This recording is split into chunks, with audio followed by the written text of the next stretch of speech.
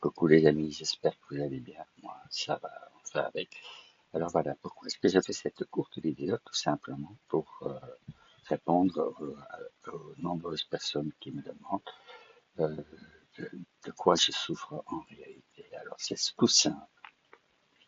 En 2024, on a découvert un cancer du poumon et la plèvre elle-même était atteinte, donc j'avais de fortes douleurs. Ce qui fait qu'on a commencé en septembre 2024 une grosse chimiothérapie suivie en même temps d'une immunothérapie. J'ai fait ça pendant 12 mois, enfin, pratiquement 15 mois, et ce n'est qu'au mois de mars de cette année que j'ai eu des complications. En effet, l'immunothérapie, je n'avais plus de chimiothérapie, tout allait bien du côté du poumon. Il n'y avait pas de rémission, mais il n'y avait pas de poursuite, il n'y avait pas, donc ça ne s'aggravait pas, en disant que la tumeur dormait. Ce qui s'est passé, c'est qu'au début mars de cette année, j'ai eu une hépatite immuno-induite. Ça signifie tout simplement que l'immunothérapie a fait en sorte que ça a attaqué les cellules de mon foie qui s'est mis à ne plus fonctionner correctement. Donc j'ai été hospitalisé une semaine pendant laquelle j'ai eu des grosses doses d'anti-inflammatoires. Ça a été mieux. Quand je suis sorti, quelques jours plus tard, je pense une huitaine de jours plus tard, j'ai dû être hospitalisé à nouveau d'urgence, car j'avais fait ce qu'on disait un malaise, soit une AIT, un AVC, ou bien tout simplement une crise d'épilepsie. Il n'en est rien, puisque tout a été démontré qu'il n'en était, ça n'était pas ça du tout. Alors, qu'est-ce que c'était? On a fait de nombreuses recherches. J'ai même été mal parce que j'avais de fortes températures qu'on ne s'expliquait pas. J'ai été pendant pratiquement une semaine dans les soins intensifs. Je n'en avais aucunement conscience. Je dormais toute la journée. On n'arrivait pas à me réveiller, etc., etc. Mais ça, je l'ai déjà raconté.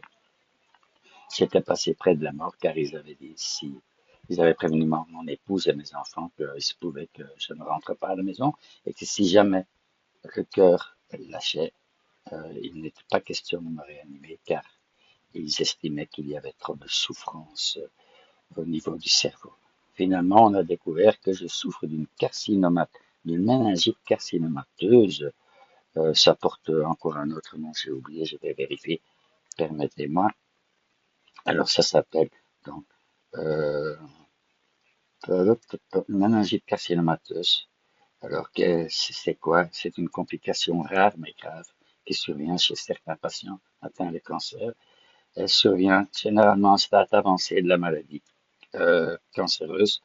Euh, les cancers chez qui ça vient le plus fréquemment, que ça arrive le plus fréquemment au ménage, sont le cancer du sein, le cancer du poumon, le mélanome, donc le cancer de la peau, certains cancers.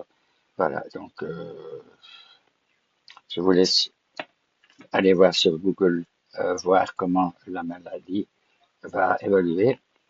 Et comme je l'ai déjà dit, il est clair que je me prépare très bientôt parce que je souffre actuellement de maux de tête qui sont, selon un des symptômes, un des, qui démontre que la maladie avance doucement son chemin.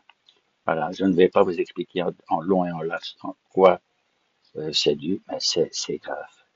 Je peux dire honnêtement que mon cancer du poumon et de la plèvre, je vais refaire un scanner, une IRM maintenant en juin. Je vais bientôt refaire ma quatrième séance de chimio depuis le 3 avril. Euh, on va voir si ça a aidé un petit peu, aussi tout simplement, le cerveau, les cellules cancéreuses et les métastases continuent à se proliférer. Voilà. Je tenais à le dire, pour le moment, je joue avec des antidouleurs, etc.